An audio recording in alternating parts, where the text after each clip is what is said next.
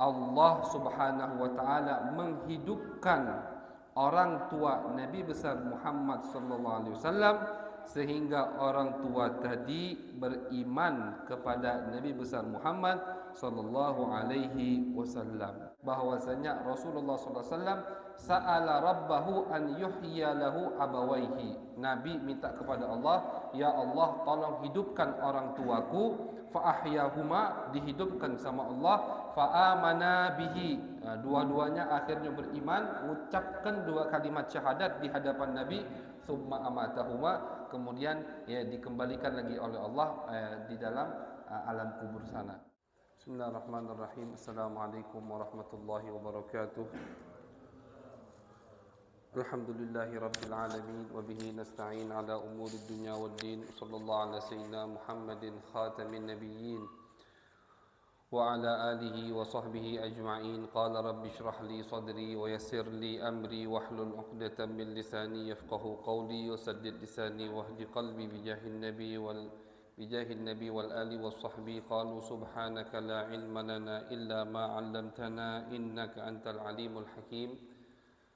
Allahumma salli ala sayyidina Muhammadin al-fatih lima ughliq wal khatim lima sabaq nasiril haqqi bil haqq wal hadi ila siratikal mustaqim wa ala alihi haqqa qadrihi wa miqdarihi al-azim. Amma ba'du.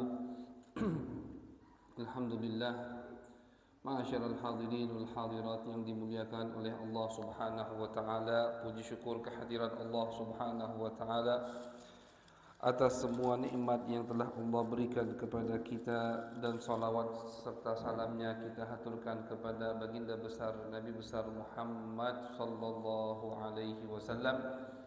Alhamdulillah, kita kembali berjumpa untuk melanjutkan kajian kita di materi ilmu tauhid atau ilmu akidah, yang mana di pertemuan kemarin terakhir kita membahas syarat-syarat bagaimana seseorang itu bisa dikatakan dia mukallaf di dalam ilmu atau di pengertian ilmu tauhid, ilmu akidah.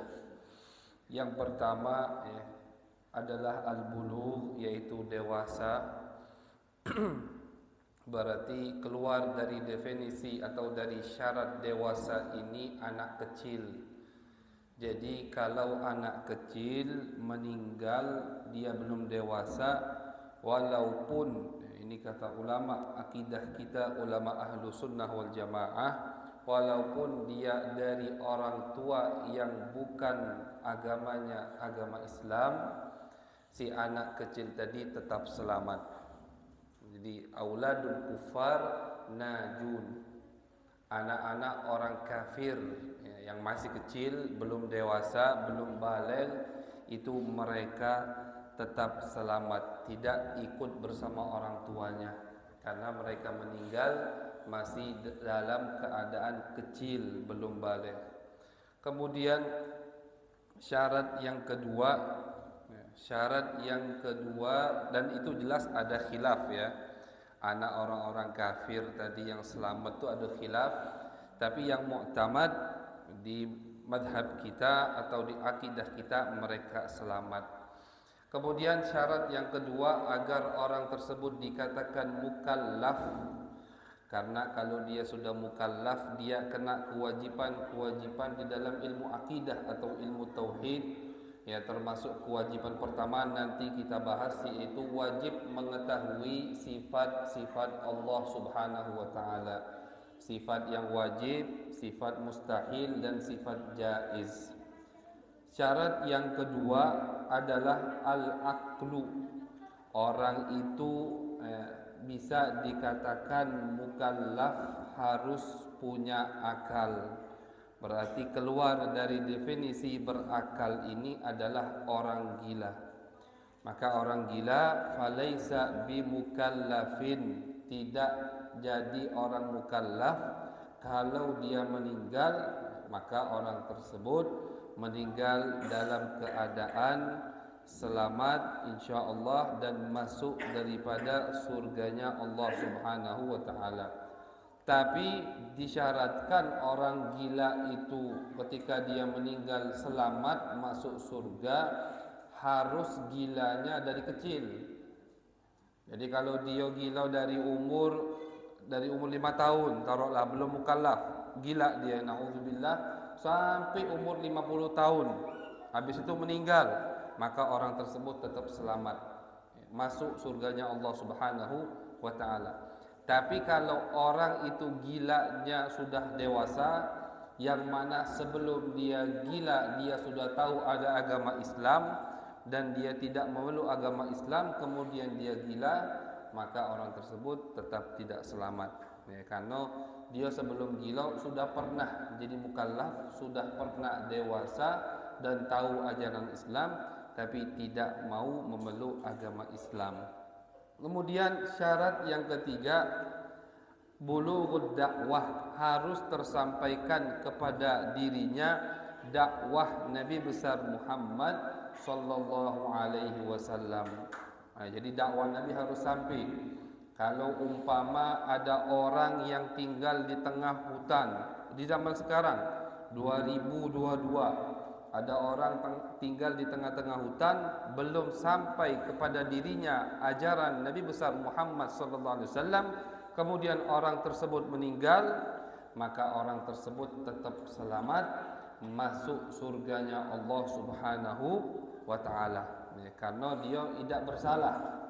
Dia tidak tahu ada ajaran Islam. Dia tidak tahu ada Nabi besar Muhammad sallallahu alaihi wasallam. Jadi syarat ketiga ini penting. Bulughud dakwah, tersampaikan kepada dirinya dakwah Nabi besar Muhammad sallallahu alaihi wasallam. Dari masalah inilah timbul masalah yang dinamakan sama ulama ahlul fatrah. Siapa ahlul fatrah itu? Adalah sekelompok manusia yang tinggal di zaman yang mana di zaman tersebut tidak Allah utus kepada mereka salah satu daripada nabi-nabinya Allah. Misalkan kata ulama ini diumpamakan sering dari zaman Nabi Isa sampai zaman Nabi besar Muhammad sallallahu alaihi wasallam. Itu kurang lebih 600 tahun. Selama 600 tahun itu Allah tidak mengutus satu rasul pun atau nabi. Tak kati. Jadi Nabi Isa itu nabi terakhir sebelum Nabi Muhammad sallallahu alaihi wasallam. Nah, orang yang tinggal di zaman dari Nabi Isa tentunya setelah zaman Nabi Isa sampai zaman Nabi besar Muhammad sallallahu alaihi wasallam, itu mereka semua selamat. Walaupun ajaran mereka kacau balau, walaupun yang mereka sembah Tuhannya tidak jelas, tapi karena mereka tidak terutus kepadanya utusan dari Allah Subhanahu wa taala, maka mereka tetap selamat. Dalilnya itu di surat Al-Isra, Allah Subhanahu wa taala mengatakan, "Wa ma kunna mu'adzibina hatta nab'atsa rasula." Kami, kata Allah, tidak akan menazab satu kaum, satu kelompok manusia sampai kami kirim kepada mereka utusan kami. Jadi selagi tidak ada utusan Allah, maka orang tersebut selamat, tidak akan diazab oleh Allah Subhanahu wa taala. Yaitu namanya ashab ahlul fatrah. Masa istilahnya kosong kenabian di masa tersebut. Maka dari itu, kalau kita sudah paham kaidah ini, kita sudah paham pemahaman ini, maka orang tua Nabi besar Muhammad sallallahu alaihi wasallam jelas selamatnya. Karena orang tua Nabi termasuk ashabul fatrah, termasuk orang-orang yang tinggal atau ada di zaman yang Allah tidak kirim nabi kepada mereka, maka jelas mereka selamat. Orang tua Nabi besar Muhammad sallallahu alaihi wasallam. Itu dalil yang paling standar, taruhlah, yang paling yang paling masyhur atau yang paling gampang dalil bahwasannya orang tua Nabi selamat, yaitu karena mereka termasuk kelompok yang tinggal di zaman yang Allah tidak kirim kepada mereka utusan-utusan dari Allah Subhanahu wa taala. Ya, soalnya banyak sekarang ini ya, kita sering lihat di YouTube, di sosmed, orang itu gampang nian menisbatkan atau mengklaim orang tua Nabi masuk neraka. Gampang nian. Terus mereka ngotot. Ngotot itu kelihatan kayak benci. Naudzubillah min dzalik. Kalau masalahnya khilafiyah, jelaskan ada khilaf, tidak usah nak ngotot. Oh ada khilaf begini-begini. Kalau mereka menjelaskan khilafiyah, ya kita terima, kita balas juga dengan dalil. Mereka punya dalil, kita punya dalil. Tapi ini tidak, jelaskannya ngototnya, seakan-akan mereka itu yang punya neraka. Terus demennya orang tua Nabi masuk neraka. Gampang mulutnya tuh ngomong abawan Nabi finnar, orang tua Nabi di neraka. Naudzubillah min dzalik. Jadi sebelum kita baca dalil-dalil orang tua Nabi semua itu selamat masuk surganya Allah Subhanahu wa taala, dalil yang paling standar, yang paling umum, yang paling gampang, kita katakan kepada mereka bahwasanya orang tua Nabi termasuk kelompok yang dinamakan ahlul fatrah. Yang mana ahlul fatrah ini selamat, dalilnya dari Al-Quran. Allah mengatakan wa ma kunna mu'adzibina hatta nab'atha rasula. Kata Allah, termasuk sifat adil Allah itu, kami tidak akan mengazab satu kaum sampai kami mengirim kepada kaum tersebut utusan-utusan kami. Itu dalil pertama untuk selamatnya kakek-kakek orang tua Nabi besar Muhammad sallallahu alaihi wasallam. Kemudian ulama menyebutkan lagi beberapa dalil bahwasanya orang tua Nabi selamat, termasuk kata ulama, semua orang tua Nabi itu mukminuna ya muwahhidunallah, semuanya iman, semuanya mengesahkan Allah Subhanahu wa taala. Mereka itu Tuhannya sama, agama mereka sama dengan agama nenek moyang mereka, yaitu Nabi Ibrahim alaihi salam. Dibuktikan sama ulama, dari Abdullah, Abdul Muttalib, Hashim, semua sampai ke atas. Kalau kita buka kitab sejarah yang agak besar sedikit, disebutkan semua sedikit biografi daripada kakek nenek moyang Nabi besar Muhammad sallallahu alaihi wasallam. Sayyiduna Abdullah contoh, orang yang mengesahkan Allah Subhanahu wa taala, orang yang wara, mempunyai rasa takut untuk bermaksiat kepada Allah Subhanahu wa taala.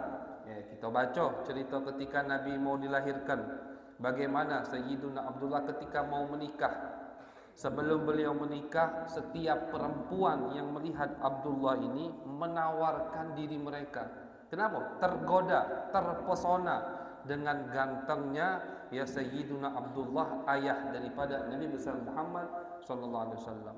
Setiap perempuan yang lihat Abdullah menawarkan dirinya gratis, bukan bayar, gratis, menawarkan dirinya biar didekati, dihubungi dengan oleh ayah Nabi. Tapi ayah Nabi takut kepada Allah, dijaga sama Allah Subhanahu wa taala tidak sampai terjatuh dalam perbuatan tersebut. Sampai ada perempuan satu, namanya Al-Fakir, lupa siapa. Perempuan ini kaya, cantik, sering menawarkan dirinya kepada Sayyidina Abdullah. Bukan sekali, tiap Sayyidina Abdullah lewat ditawarkan dirinya. Ditawarkan, tidak usah bayar, aku punya kekayaan, aku punya semua, cuman pengen kau itu. Tapi Sayyidina Abdullah nanda. Tidak tahunya setelah Sayyidina Abdullah menikah dengan Siti Aminah radhiyallahu anha, cahaya yang ada di dalam dirinya yang membuat atau yang mempesona perempuan-perempuan di kota Mekah itu berpindah kepada Siti Aminah. Makanya ada cerita itu pas Sayyidina Abdullah setelah menikah dengan Siti Aminah, lewat lagi di depan perempuan tadi yang kaya, yang cantik. Ketika perempuan itu melihat Sayyidina Abdullah sudah menikah, tidak nawari diri lagi. Bingung Sayyidina Abdullah, kau ini sebelum aku menikah selalu menawarkan dirimu. Apa kata perempuan tadi? wahai Abdullah, aku menawarkan diriku bukan karena dirimu, tapi aku melihat di dalam dirimu itu ada cahaya, cahaya yang sangat istimewa. Jadi aku ingin merebut cahaya itu, dan cahaya itu sekarang sudah tidak ada pada dirimu.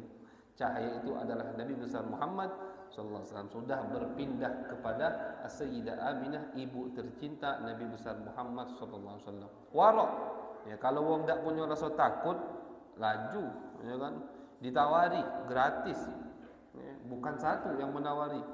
Di dalam kitab sejarah itu diceritakan ketika malam pertama Sayyiduna Abdullah dan Siti Aminah, itu 100 perempuan dari kota Mekah yang meninggal, ya, istilahnya ya sakit hati atau kecewa meninggal sampai 100. Dan ini bukan ya bukan khayal, ada di kitab sejarah. Ini saya baca di kitab Khasaisul Kubra lil Imam As-Suyuti, ya, juga yang ana yakinnya baca di kitab As-Sirah An-Nabawiyah lil Imam Ahmad Zaini Dahlan, 3 jilid Darul Fikr, 3 jilid Darul Fikr, cetakan Darul Fikr, diceritakan oleh beliau, yang mana Sayyid Ahmad Zaini Dahlan kitabnya itu ringkasan atau seperti ringkasan dari Sirah Al-Halabiyah, 4 jilid atau 5 jilid punya Al-Imam Al-Halabi.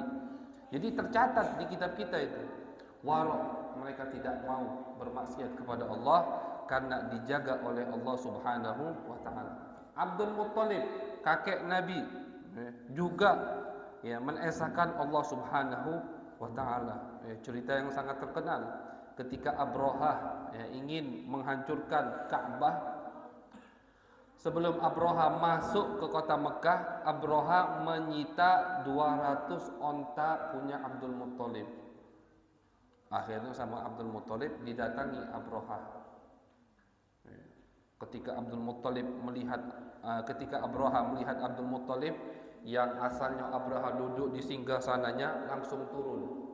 Kenapa? Wibawa luar biasa kakek Nabi besar Muhammad sallallahu alaihi wasallam, ya, karena membawa cahaya tadi, cahaya Nabi besar Muhammad sallallahu alaihi wasallam. Turun Abrahah, ngobrol sama Abdul Muttalib. Kata Abrahah, "Ada apa wahai Sayyid Quraisy?" Orang pemimpin Quraisy, "Ada apa?" Kata Abdul Muttalib, "Tolong lepaskan onta-ontaku yang 200." Abrahah agak sedikit kecewa atau kaget. Ini aku lagi nak nyerbu kota dia, lagi nak hancurkan tempat ibadah dia, bukan mau nego masalah tempat ibadahnya, malah nego masalah onta. Kau ini, aku kira kau nak ngomong masalah Ka'bah. Tak tahunya kau ni apa istilahnya tak punya rasa tanggung jawab. Dihina. Apa jawab Abdul Muttalib?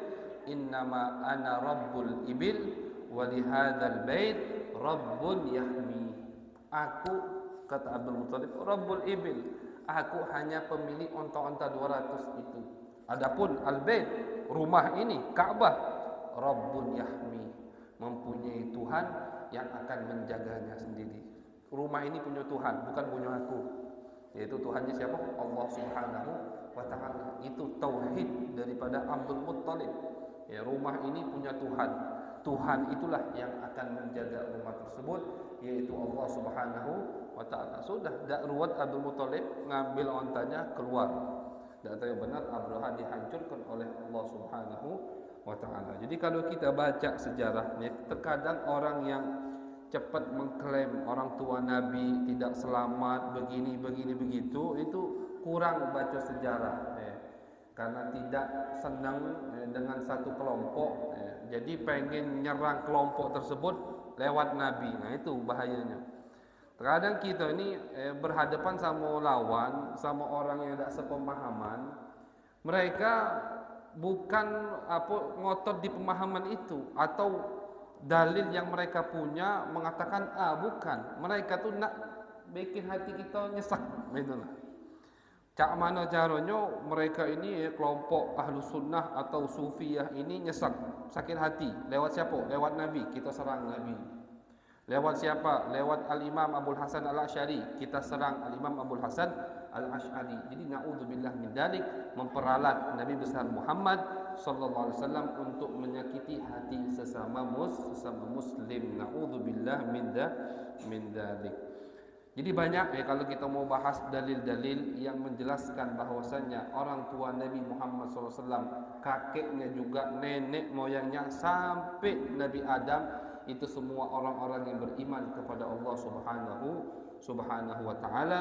Ya, sebagian ulama mengambil dalil juga dari ayat Al-Qur'an yang berbunyi wa taqallubaka fis sajidin. Allah Subhanahu wa taala ketika menyebutkan, menghitung nikmat-nikmat yang Allah kasih, yang Allah beri untuk Nabi besar Muhammad sallallahu alaihi wasallam, kata Allah, wahai Muhammad, termasuk nikmat yang aku berikan kepadamu, ya, taqallubaka fis sajidin, perpindahan kamu di antara orang-orang yang sujud, orang-orang yang iman kepada Allah Subhanahu wa taala. As-sajidin yakni al-mu'minin, ya, orang yang sujud, yang solat kepada Allah, ya berarti orang yang iman kepada Allah Subhanahu wa taala. Kata Allah, termasuk nikmat yang aku berikan kepadamu wahai Muhammad, perpindahan cahayamu dari Adam pindah ke Syith, begitu. Jadi Nabi Adam itu ketika Allah amanahkan cahaya Nabi Muhammad, kata Allah, wahai Adam, ini cahaya Muhammad sangat berharga, jangan kau pindahkan kecuali kepada anakmu yang paling pantas untuk memegang amanah tersebut. Makanya Nabi Adam anak pertamanya bukan Nabi Syith. Ya, anak pertama Nabi Adam bukan Nabi Syith. Nabi Syith itu anak keberapa? Ya, tapi Nabi Syith dari lahir sudah dimuliakan, dibedakan sama Allah Subhanahu wa taala. Siti Hawa itu, ya, di dalam kitab sejarah, setiap mengandung pasti kembar, laki perempuan. Ya, hamil pertama laki perempuan, lahir hamil kedua laki perempuan lagi. Nanti kembar ini saling tuker, kawinnya dari situ. Jadi ya, oh berarti dulu masih boleh di zaman Nabi Adam, syariat Nabi Adam. Terus kalau bukan dari anak turun Nabi Adam yang nikah, dari mana kita aduh? Nah itu kan, katik lagi yang lain. Jadi Siti Hawa itu lahir, hamil pertama laki perempuan, hamil kedua laki perempuan. Nah, tapi yang kembar ini tidak boleh saling kawin, tidak boleh, karena dia sesama kembar. Yang kembar lanang harus ngembek kakaknya yang betino, yang kembar pertama. Yang kembar pertama lanang ngembek yang kembar kedua perempuan. Itu termasuk hasutnya Qabil atau Habil, ya, hampir membunuh. Karena kembaran yang membunuh Qabil, ya, yang membunuh Qabil kalau tidak salah, ya. Yang dibunuh Habil. Qabil kembarannya cantik, Habil kembarannya biasa. Jadi akhirnya pas Habil nak nikahi kembarannya Qabil marah, nanda punya aku, kembaran aku lebih cantik, aku yang lebih berhak. Dan itu tidak boleh di syariat Nabi Adam, sesama kembaran tidak boleh kawin. Nah, jadi Habil harus ngembek kembarannya Qabil harus mengambil nikah dengan kembarannya Habil tidak galak, hasut macam-macam, panjang, akhirnya jadilah Qabil membunuh Habil. Ya. Itu ketika Nabi Syith mau dilahirkan tidak katik kembar. Nabi Syith, kandungan Siti Hawa ketika mengandung Nabi Syith hanya satu, Nabi Syith saja, laki-laki. Ya, kata ulama itu untuk mengagungkan Nabi besar Muhammad sallallahu alaihi wasallam. Besar Nabi Syith, kelihatan orangnya bisa menjaga amanah, baru sama Nabi Adam dipindahkan cahaya tadi. Kata Nabi Adam, ini ada semua cerita di kitab Al-Khasa'is Al-Kubra karangan Al-Imam As-Suyuti. Kata Nabi Adam, wahai Syith, ini amanah cahaya Nabi akhir zaman, jangan kau pindahkan cahaya ini kecuali kepada anakmu yang pantas, yang berhak untuk membawa amanah ini. Begitu perpindahan cahaya Nabi besar Muhammad sallallahu alaihi wasallam. Dan cerita ini dikuatkan dengan dalil tadi, ya, di dalam Al-Qur'an Allah Subhanahu wa taala mengatakan wa taqallubaka fis sajidin di surat Asy-Syu'ara. Ya, dan nikmat Allah, termasuk nikmat Allah kepadamu wahai Muhammad, perpindahan cahayamu dari orang yang sujud Adam kepada orang yang sujud kepadaku, Syith. Dari Syith kepada orang yang sujud lagi bersama Allah anaknya, terus sampai ke Adnan, sampai ke Ma'ad, sampai ke Nizar, sampai ke Abdul Muttalib, sampai ke Abdullah. Terlahirlah dari Abdullah pindah ke Siti Aminah, dari Siti Aminah terlahirlah cahaya Nabi besar Muhammad sallallahu alaihi wasallam.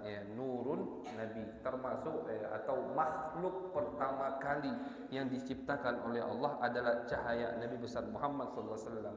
Apa kata Nabi Muhammad? Kuntu nabiyan wa Adam lamun jadilun fi tinatihi. Aku sudah menjadi nabi sedangkan Adam masih diadon sama Allah Subhanahu wa taala. Istilahnya masih diadon. Belum dikasih ruh, masih bentuk tanah saja. Ya, soalnya kan Nabi Adam itu diciptakan diambil dari setiap macam-macam bumi. Ya, kata ulama di dalam kitab tafsir itu, tafsir Jalalain dan hasyiahnya As-Sawi mengatakan Nabi Adam itu diciptakan dari 60 macam tanah yang ada di muka bumi ini. Tapi sayangnya Imam Sawi tidak menyebutkan 60 macam itu macam apa. Makanya Al-Fakir B masih bingung. Apa maksudnya? Mungkin dari tanah yang keras, ada tanah yang lembek, ada tanah pasir, mungkin seperti itu. 60 macam. Dan disiram dari 60 macam air yang ada di muka bumi ini. Makanya keturunan Nabi Adam beda-beda. Ada tabiatnya yang keras, mungkin itu ngambil dari tanah yang keras. Ada tabiatnya yang lembek, mungkin itu ngambil pas dari itu kitab tafsir gitu. Jadi diambil dari 60 macam tanah itu, diadon, disiram pakai air bumi itu, baru dibentuk, fasawwa, khalaqa fasawwa, dirapikan sama Allah Subhanahu wa taala. Caranya bagaimana wallahu a'lam. Baru ditiupkan ar-ruh, wa nafakha fihi ar-ruh. Sebelum ditiupkan ruh, Nabi Muhammad sudah menjadi nabi. Kuntu nuran baina yadayillah qabla khalqi Adam bi 600 alf am atau kama qala. Aku ini, kata Nabi, sudah berbentuk cahaya di hadapan Allah Subhanahu wa taala sebelum Adam 600 tahun atau 700 ribu tahun diciptakan. Itu kata Nabi besar Muhammad sallallahu alaihi wasallam. Yang kurang percaya, ya silahkan kembali ke kitab Al-Khasa'is Al-Kubra karangan Imam As-Suyuti di awal-awal jilid pertama, di awal-awal pembahasan Nurun Nubuwah, cahaya Nabi besar Muhammad sallallahu alaihi wasallam.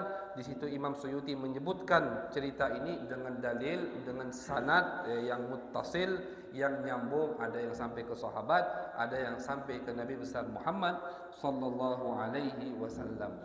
Jadi termasuk dalil bahwasannya orang tua dan kakek nenek moyang Nabi Muhammad itu semuanya orang yang beriman kepada Allah, adalah tadi wa taqallubaka fis sajidin, dan perpindahan kamu wahai Muhammad dari orang yang sujud ke orang yang sujud ke orang yang sujud sampailah kamu terlahirkan.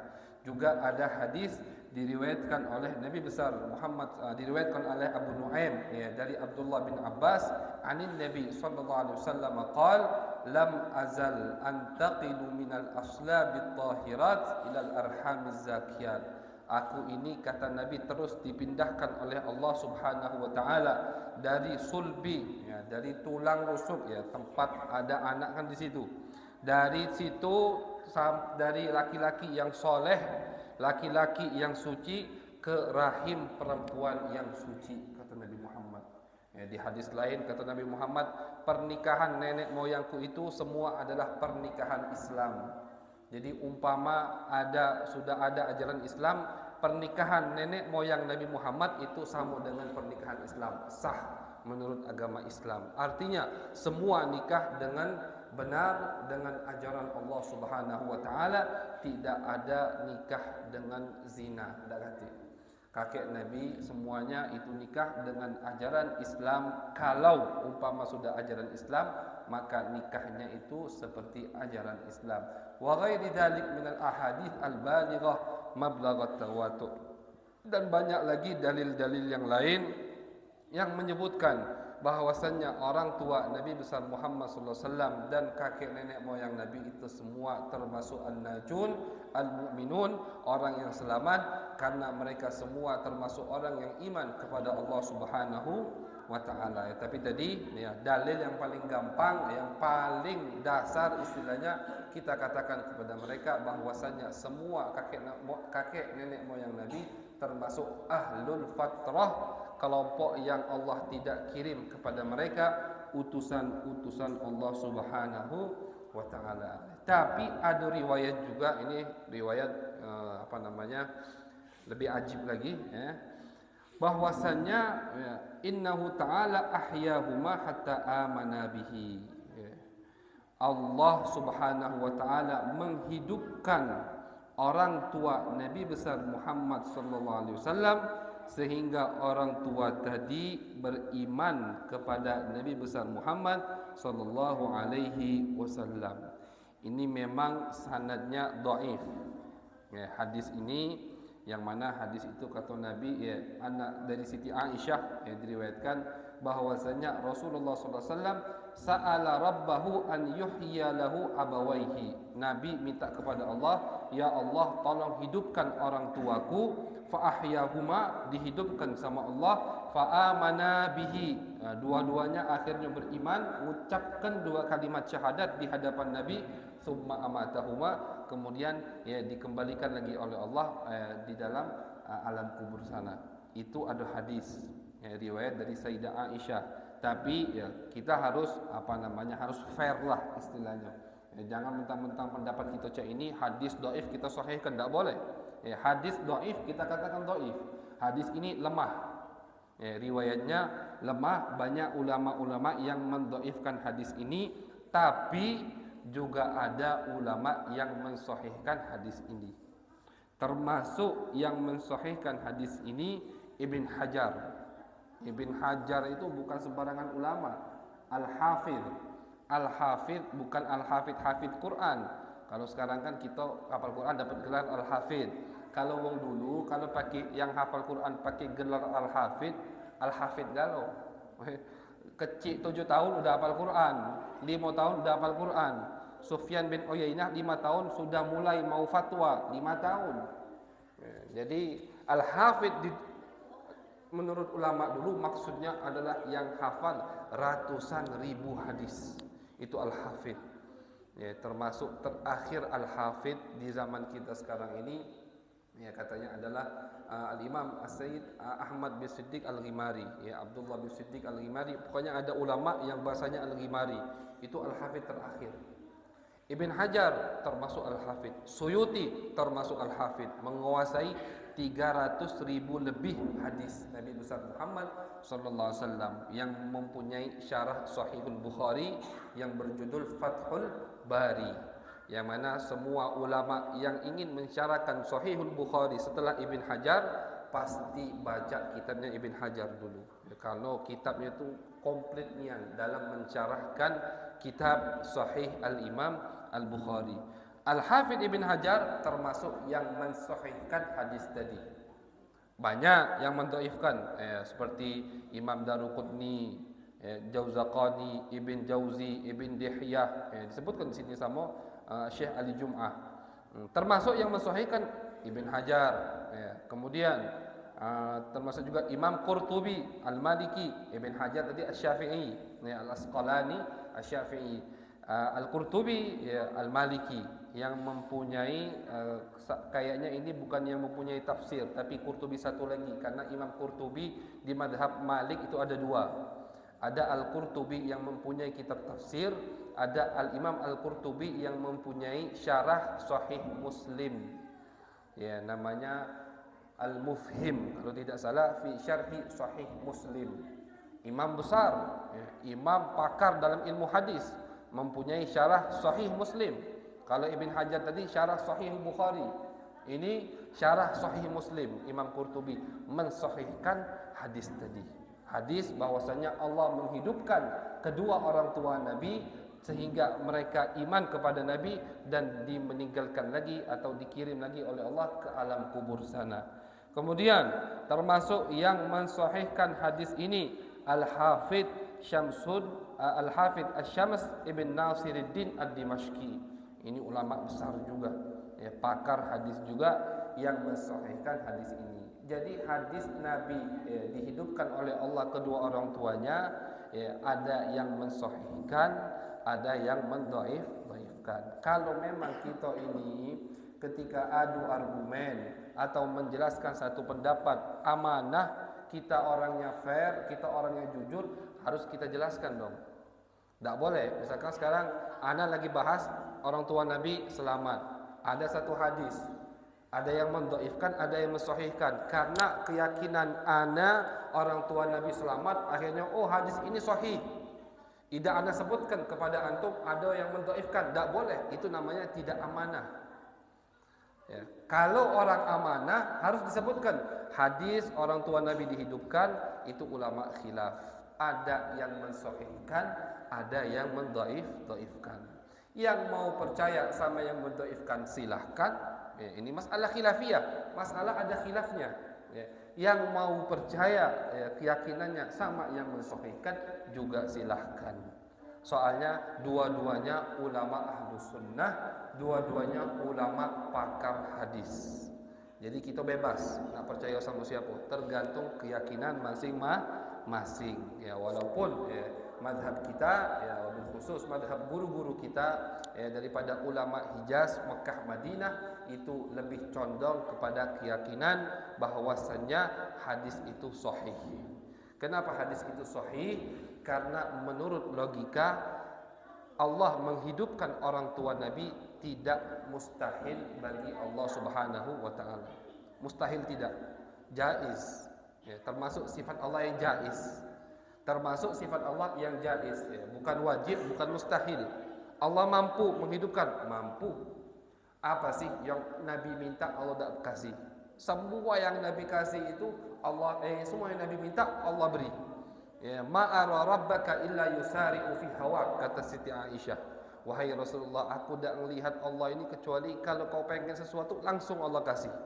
Pengen ini langsung Allah beri. Pengen tahwil kiblat, perpindahan kiblat, yang mana kita sekarang di bulan Sya'ban, perpindahan kiblat di bulan Sya'ban. Nabi belum sempat minta, baru di dalam hati.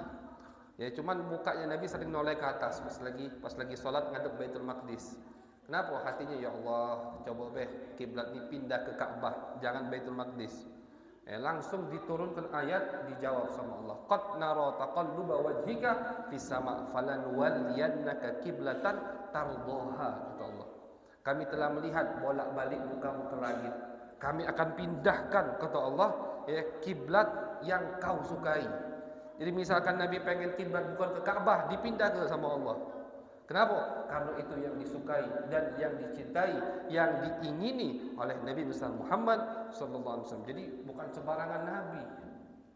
Makhluk yang paling Allah cintai. Pengen apa dikasih sama Allah Subhanahu wa taala. Jadi kata ulama tidak mustahil Allah menghidupkan kedua orang tua Nabi sehingga mereka iman kepada Nabi dan Allah kembalikan lagi mereka ke alam kubur. Kenapa tidak mustahil?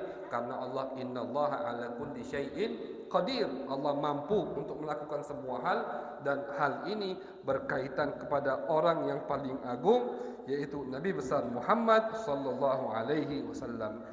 Waqad allafa al-Jalal As-Suyuti, Al-Hafidh As-Suyuti Asy-Syafi'i telah mengarang beberapa kitab namanya Tis'atu Rasail, 9 karangan. Imam Suyuti kumpulkan di 9 karangan tersebut atau 9 karya tersebut dalil-dalil bahwasanya orang tua Nabi dan kakek nenek moyang Nabi itu selamat, orang-orang yang beriman kepada Allah Subhanahu wa taala. Imam Suyuti, imam besar juga, kebanggaan kita mazhab Syafi'i. Suyuti mempunyai karangan yang banyak.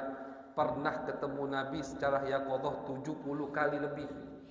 Itu ada di kitab Syarah Ratib Haddad yang dikarang oleh cucu Al-Habib Abdullah bin Alawi Al-Haddad.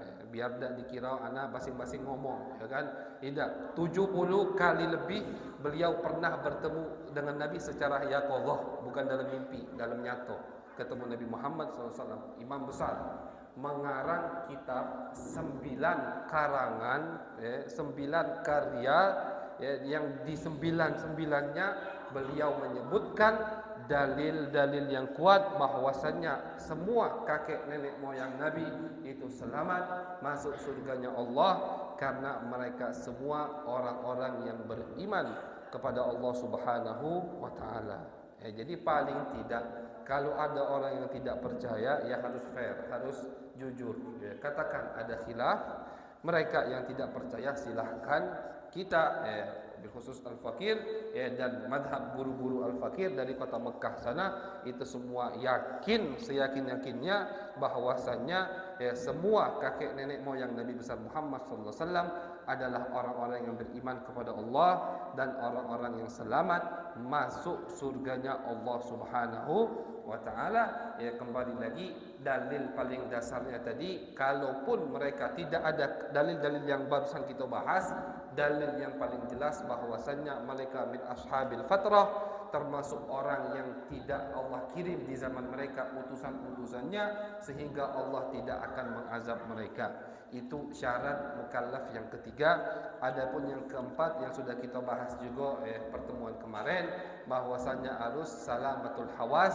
Orang yang dikatakan mukallaf di dalam ilmu akidah harus orang tersebut mempunyai panca indera yang aktif.